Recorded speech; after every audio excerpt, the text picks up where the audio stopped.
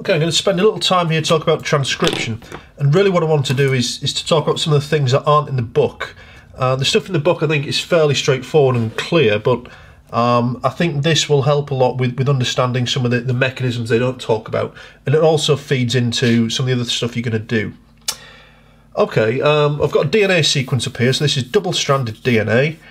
Here's our nitrogenous bases paired up. Remember, A to T, you would have 2 hydrogen bonds, G to C, there are 3 hydrogen bonds between them. It's quite a stable molecule. There's lots and lots of these hydrogen bonds all the way along, makes DNA quite stable. RNA, which is single-stranded, doesn't have anything opposite. It tends to be a lot less stable because of that. The nitrogenous bases in the case of DNA, so I've got adenosine here. There's my sugar, my ribose, which would actually have an oxygen there. Okay. The only difference between a ribose sugar and a deoxyribose is the presence of an oxygen. So in a ribose sugar, there'll be an extra oxygen there. Since I'm drawing DNA here, it's deoxyribose. And on the top, we've got our inorganic phosphate.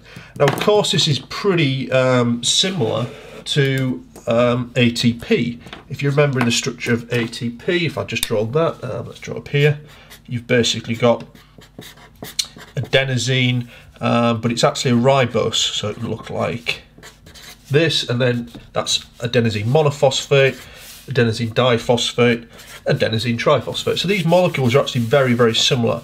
There's not a whole lot of difference between them. Okay. Now what's going to happen in transcription, and I know it's a common mistake to confuse this one, transcription, with translation, which is changing the messenger RNA sequence, or reading the messenger RNA sequence, sorry, and putting the amino acids in order. Simple way to remember it, transcription comes first because it's in alphabetical order. Transcription, translation comes second. Okay, now what happens is we have to read this DNA strand. Now there are 2 sides to it, and the question might be, well, how do you know which side to read? Because if you read off this side, you get this code, ATT, but if you read the other side, you'd be getting TAA. Now we know that each of these codons, each of these 3 nitrogenous bases, is the code for a different amino acid, or could be the code for several amino acids. But we need to make sure we get the right one. If we read the opposite code, we would end up with different amino acids, and you would end up with a different protein. So how does it know the difference? Well, if we look at our we're just looking at this individual base here. I'll just draw it a bit larger. So oxygen is our ribose sugar. Let's put that on there just to show you again it's DNA. So this is what we've got. If you remember that a DNA strand is actually a continual chain of these things going like this and so on. And the opposite strand on the other side, if I can draw this upside down, yes I can, is going in the opposite direction. So if you like, one strand is going one way and one strand is running in the opposite direction. If I've drawn this right, there we go. You get the idea. This is called anti-parallel. They're parallel because they're running opposite each other, but anti because one runs in one direction, one runs the other. Now we can actually give these a clearer direction.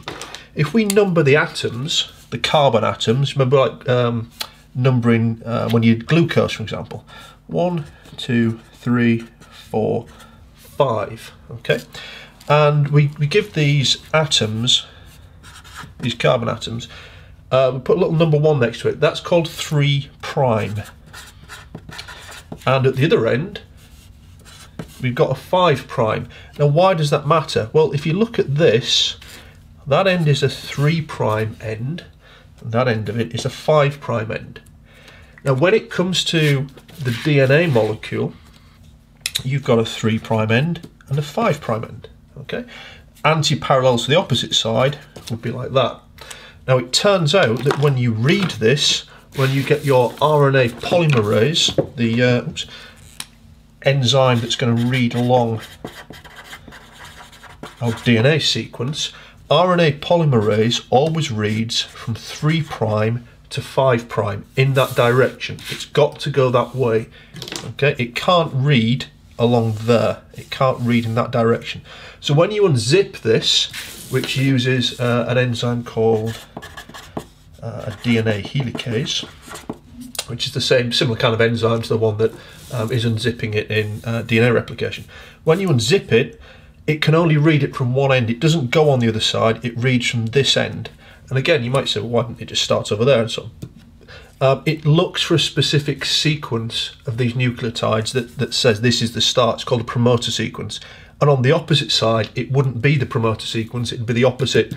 It would be the complementary nitrogenous base pairs, so it wouldn't recognise it. So it always starts on the same side and it can only read along in that direction. It's to do with the shape of it, as it usually is with molecules. It's a lot of it's to do with shapes at this size. So it will read in one direction. Now the two strands, let's just imagine I'll redraw these strands. Let's say that they've unzipped like this, and I'll use the same style as I did before. So here's my 3' end, here's my 5' end. The RNA polymerase will move along, and as it moves along, it will build a complementary strand of RNA. 1, 2, 3, 4. As it moves along, I'm not going to draw, well, I will draw in. There's my RNA polymerase. It would move along in that direction, and the RNA strand would form. Where's this RNA strand forming from? Well, you would have 3 nucleotides of RNA floating around inside the nucleus. Now, remember that the RNA nucleotides, the difference would be they would have an extra O. So the adenosine ribose phosphate is different to the adenosine deoxyribose phosphate. You actually can get both forms of it.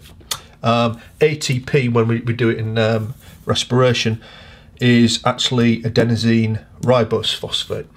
Okay, so the deoxyribose phosphate is the one that's used in DNA production. That's not too important, but this next bit is. If you as it reads its way along here, in fact, let's imagine this is the entire strand of, let me draw it as a block.